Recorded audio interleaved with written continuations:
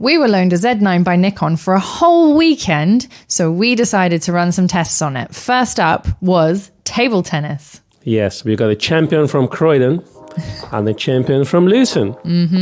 So we put the Z9 through its paces using the eye and face tracking and recognition.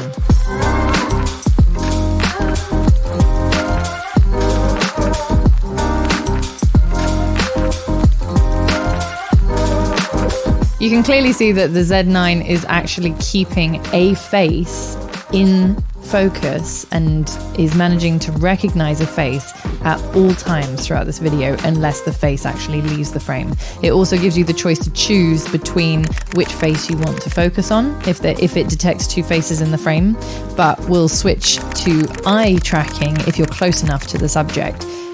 That was very impressive. In the second test, we have Con running towards the camera in his 100-meter sprint. This is a challenge for pretty much any camera when you have the subject continuously changing the plane of focus while you're focusing. So the Z9 has managed to keep his face in the frame and even switches to the eye when he gets very, very close. Yeah, the distance changes so dramatically, so it's quite good that Z9 can keep up. I can also add that I won this challenge as well. It's a one-man race. Yes. Z9 can also recognize statues as well as people. It's quite a testimony to the sculptor's capabilities, actually, that the statue was recognized as a person's face, I would say.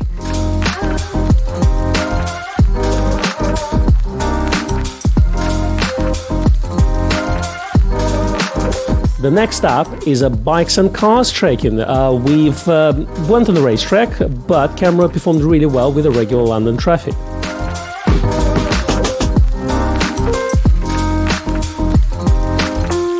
The next bunch of tests are to do with animal recognition. We tried different types of animals. Primarily squirrels, because we didn't have a huge amount of animals in the local park. But even with squirrel face tracking, which is not a thing, on the Z9, if I was close enough, it would manage to keep the squirrel in the frame. Even the squirrel's bushy little tail, it would recognize was some form of animal. I wasn't close enough to get eye detection on that, but I was only using a 70 to 200, and you'd really need like a 500mm lens in order to get the best out of it. So after that test, we decided that we needed to do more animal recognition. First one is Tilly animal tracking. So just a quick play in the garden, fetching the ball, just to see how quickly the AF tracking system can catch up with Tilly's movement.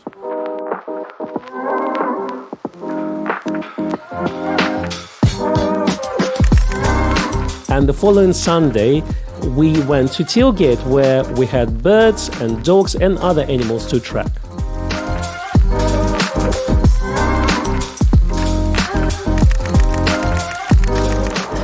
Well, I've got about 1,000 pictures of the swan now. Yeah, so that was in like good. 10 seconds. It doesn't take long. I was super impressed by the bird eye tracking. I have to say that in every scenario, the Z9 made it too easy to track these birds. So whether it was a swan at a great distance, it would go from eye to face if the swan turned its head, but it would still keep the head in focus. I even had a crow, which is obviously an all-black bird with eyes that can't even be seen with the naked human eye.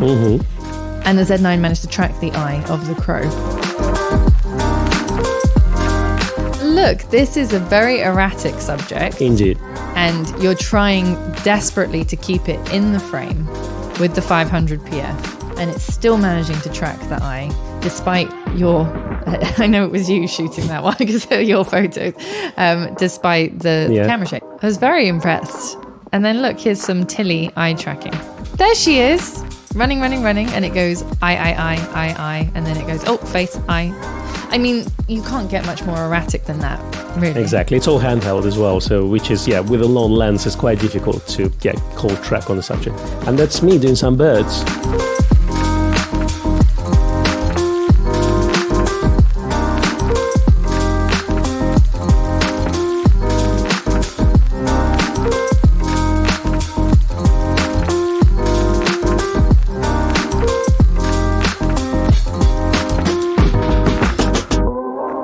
my God.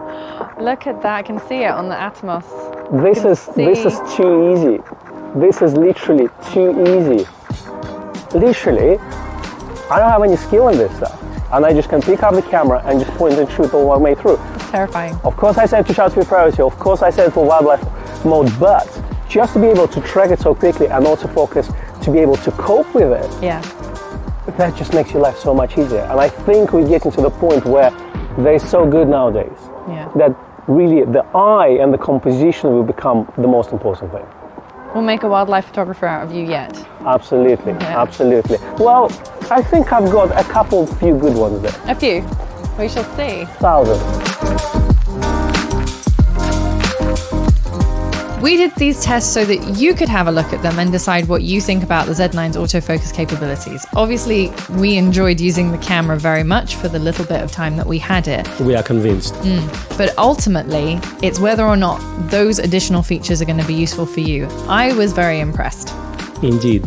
If you're a sports and wildlife photographer or pretty much any action photographer, anything that moves, Z9 will give you a huge improvement in terms of autofocus speed compared to other Z cameras.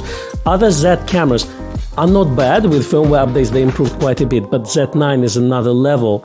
But let's say if you're more of a landscape photographer, then potentially Z7 II will do the job because resolution is the same. Exactly. Thank you very much for watching. Please give us a like and a subscribe. We are looking forward to hopefully getting a Z9 when the cameras are officially released so we can do some more extensive tests. If there's anything you'd like us to test in particular, drop us a comment below.